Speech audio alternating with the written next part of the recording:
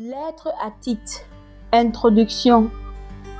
Tite est un chrétien d'origine païenne, converti par l'apôtre Paul, sans doute à Antioche tout au début de son ministère. Après son premier voyage missionnaire, Paul l'amenait à Jérusalem. Les judaïsants réclament sa circoncision. Mais voyant dans cette manœuvre une menace contre la liberté chrétienne, l'apôtre refuse tout compromis. Tite, accompagné de Paul dans son troisième voyage missionnaire, il réapparaît lors de la crise dans l'église de Corinthe. Après l'échec de Timothée, c'est lui qui est envoyé par l'apôtre pour essayer de rétablir l'ordre dans la communauté et la ramener dans la voie de l'obéissance. Il fut peut-être l'un des porteurs de la première épître et de la lettre sévère, aujourd'hui perdue, qui attribua la repentance des Corinthiens. La mission de Tite a pleinement réussi. Il rejoint Paul en Macédoine et lui apporte de bonnes nouvelles. L'apôtre le renvoie immédiatement à Corinthe pour porter une nouvelle lettre et organiser la collecte en faveur des chrétiens de Jérusalem. Ces missions montrent qu'il jouissait à la fois de la confiance de l'apôtre et de l'estime des communautés. D'un caractère plus ferme que Timothée, il semblait capable d'affronter l'opposition. Pendant de longues années, on n'entend plus parler de lui. Nous ne le retrouvons qu'à l'époque des pastorales.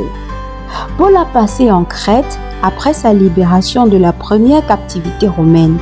Il y a trouvé plusieurs communautés chrétiennes fondées sans doute par les Juifs crétois convertis à la Pentecôte et par les chrétiens obligés d'y faire escale pendant l'hiver. Les églises sont inorganisées et ravagées par de faux docteurs. L'apôtre, à son départ, laisse Tite achever l'œuvre d'assainissement commencée. La lettre qu'il lui écrira depuis la Macédoine doit lui rappeler et préciser les instructions données de vive voix. Les directives se rapprochent de celles que nous trouvons dans la première épître à Timothée. L'accent est mis sur la vie morale. Les chrétiens ne semblent pas avoir compris quelle transformation l'évangile devait entraîner dans leur comportement. Les bonnes œuvres sont incapables de nous sauver, elles sont néanmoins les fruits obligatoires de la vie nouvelle. 6 fois, l'apôtre l'affirme dans cette courte épître. Comme dans les lettres à Timothée, on sent que les adversaires du christianisme portent leurs attaques à la fois sur la saine doctrine et sur la conduite du chrétien.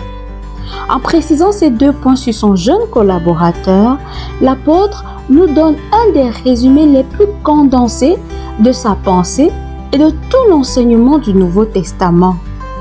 À la fin de sa lettre, Paul demande à Tite de venir le rejoindre à Nicopolis dès qu'Artémas ou Tychik sera arrivé pour le remplacer.